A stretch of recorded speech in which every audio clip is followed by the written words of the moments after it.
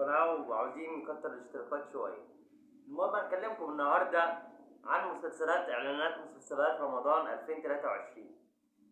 نزل إعلان سوق الكانتو، أمير كرارة، محمود البزاوي، فتحي عبد الوهاب، مي عز الدين. المسلسل ده شكله هيبقى طفرة جديدة، يعني أمير كرارة بيغير جلده، ممكن المسلسل ده ينجح جدا ويكسر الدنيا.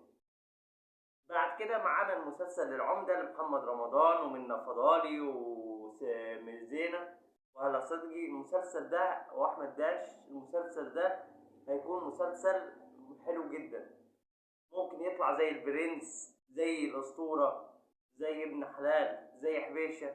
ممكن يخيب الأمال، يطلع زي الزلزال أو مسلسل المشوار أو مسلسلات محمد رمضان الأخيرة زي مسلسل موسى.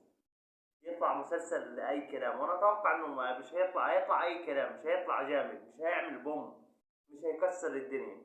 ممكن سوق الكانتو يطلع زيه، لكن بعد كده ننتقل للمسلسلات القوية، ومتأكد ان شاء الله انها هتطلع قوية. مسلسل المداح الجزء الثالث بتاع حمادة هلال، اللي بيتكلم عن لعنة مليكة والجن اللي صابت اهل البلد. ده مسلسل هيطلع قوي جدا. ومسلسل بابا المجال مصطفى شعبان هيفاجئنا بالمسلسل ده، وهيطلع المسلسل ده هيطلع مسلسل قوي جدا، لانه فيه كاست جامد جدا. مين الكاست؟ فيه مصطفى شعبان، جمانة مراد، رياض الخولي، سوسن بدر، ودياب، الفنان دياب المغني.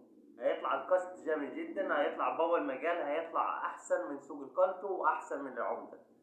بابا المجال ممكن يكتسح حتى المداح 3. المنافسة الشرسة. أحسن مسلسلين في رمضان هم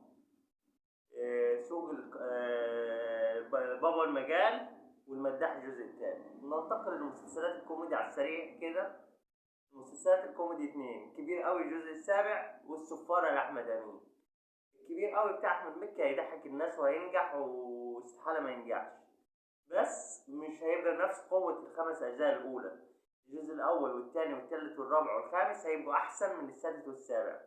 فمسلسل السفارة هيبقى أحسن من الكبير أوي الجزء السابع. مسلسل بتاع أحمد أمين، شفت الإعلان بتاعه كوميدي أكتر من الكبير أوي. تحس إن السفارة أعلى من الكبير أوي الجزء السابع. بعد كده هنتكلم معانا عن آخر مسلسل سر الباتع. وبعتذر عن الإطالة في الفيديو ده عشان مسلسلات رمضان كتير، يطلع بتاع 10 مسلسلات نزلت على اعلانات على الاقل، وكل اعلان احلى من التاني. معانا مسلسل سر البتع، ده مسلسل تاريخي من تاليف واخراج خالد يوسف. بيتكلم عن المماليك وعن الشهداء والاستشهاد والحرب في سيناء، وبيمزج بين الماضي والحاضر. المسلسل ده من بطولة احمد السعداني طبعا، وحنان مطاوع، وعمرو عبد الجليل. عمرو عبد الجليل ده بيتعاون بقى تاني مرة مع خالد يوسف بعد فيلم هي فوضى. المسلسل ده يبقى مسلسل تاريخي بحت، يعني اللي يحب من المسلسلات التاريخية والوثائقية وبتاع يتفرج على سر الباتع. اللي يحب الأكشن واللي يخلص على طول يتفرج على بابا المجال ومصطفى شعبان. شكرا.